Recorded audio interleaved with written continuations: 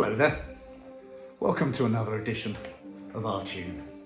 Unfortunately, Simon can't be here, so I decided to step in for him. Now, today's tune and letter is a letter all about adversity, of love, of caring, of daring. And in these hard times, I hope you can take solace from what happens in this letter. This letter was written to Sue from Bob, and it goes like this. Hi Sue, just another note from your bottom-dwelling brother. Last week, I had a bad day at the office. Now, before I can tell you what happened to me, first I must bore you with a few of the technicalities of my job. Now, as you know, my office lies at the bottom of the sea, and I wear a suit to the office. It's a wet suit. Now, this time of year, the water can be quite chilly. So, here's what we do to keep warm. We have a diesel-powered industrial water heater. Now, this piece of equipment costs £20,000. Now, it sucks up water from the sea and heats it up to a delightful temperature and then pumps it back down into my suit, which I tape to my air hose. Now, this sounds like a damn good idea, and it does. The plan works, and it's been working well for several weeks. I've had no complaints up until now.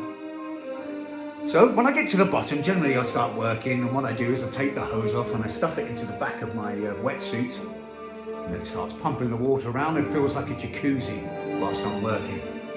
Now, everything was going well this particular day until my arse started to itch. So of course I scratched it. Now, this only made matters worse.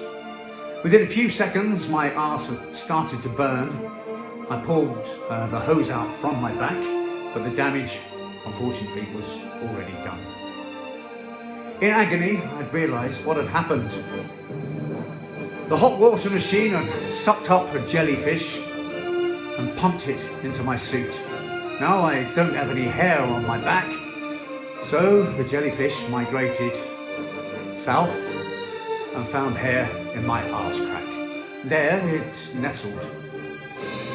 Now, what I thought was an itch obviously was the jellyfish, and all I managed to do was to shove it further up my crack as I scratched. I informed the dive supervisor of my dilemma over the communication system. His instructions were very unclear due to the fact that he and 5 others were laughing hysterically. Needless to say, I aborted the dive and decided to make my way to the surface. Now, this wasn't as easy as it sounds.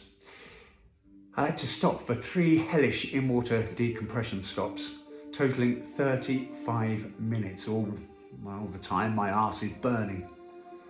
When I got to the surface, I was wearing nothing but my brass helmet.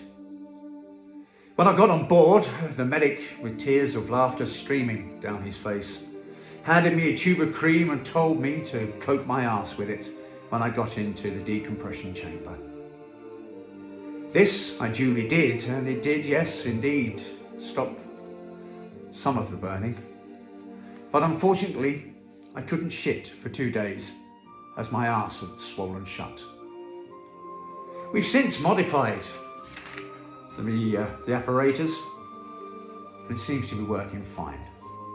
Anyway, next time you guys have a bad day, think of poor Bob and the jellyfish. Now, before we go, I had an email from one of the hairdressers at Bellevue in Solihull. They wanted me to help solve a problem. Well, not me, actually, one of our agony aunts, which is a little bit difficult because she's self-isolating. So what I should try to do is to answer this as clearly and sincerely as I possibly can. So it is anonymous, but it is signed Hairdresser Bellevue Solihull. I left home last week, and after less than a mile, my car stalled and wouldn't start again. So I walked back to my house and found my husband in bed with our 19-year-old babysitter. They announced the affair had been going on for quite a while. Can you help me? I'm desperate. Hairdresser Bellevue Solihull. Well, Hairdresser Bellevue Solihull, The most common causes for vehicle breakdowns in the first mile is normally dirt in the carburetors or the injectors. So what I suggest is you get a mechanic out to have a look. Thank you all once again. Once Simon is out of self-isolation, he'll be back. Have a good day.